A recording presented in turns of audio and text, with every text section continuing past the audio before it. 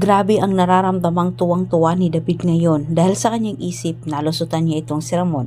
Ngunit ligid sa kanyang kaalaman, bumagabag ngayon sa isip ni Ramon ang pagtangka ni David sa buhay ni Ramon at nararamdaman niyang itong pagdududa.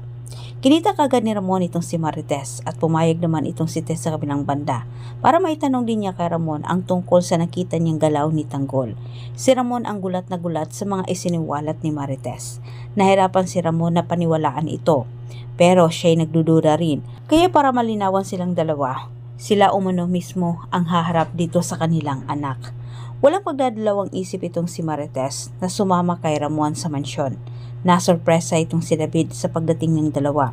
Agad-agad dumistansya itong si David para hindi siya makita ni Marites.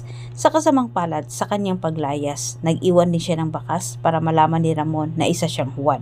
Halos sumabog naman sa galit itong si Marites na walang tanggol na iharap itong si Ramon. Inisip niya na siya'y nilinlang nito.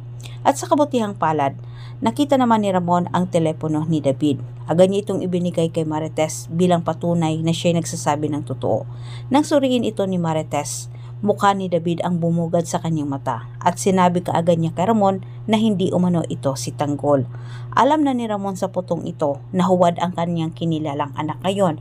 Ngunit wala namang binanggit itong si Ramon kay Marites bagkus inilihis niya ang kanilang pinag-usapan at hilang may masamang pinaplalong itong si Ramon laban kay David.